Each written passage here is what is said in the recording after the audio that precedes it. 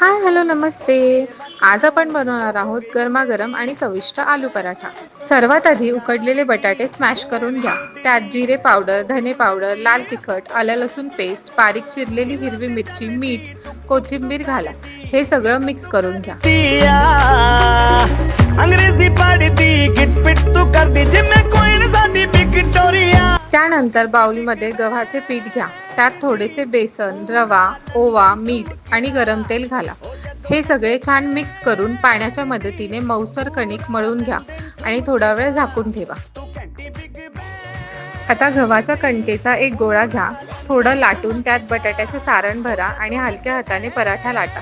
दोन्ही बाजूने तूप किंवा तेल लावून सोनेरी आणि कुरकुरीत होईपर्यंत भाजून घ्या. गरमागरम आलू पराठा दही, लोणचं किंवा बटर सोबत सर्व्ह करा. असा सोपा आणि चविष्ट आलू पराठा नक्की करून पहा आणि आमच्या चॅनलला नक्की फॉलो करा.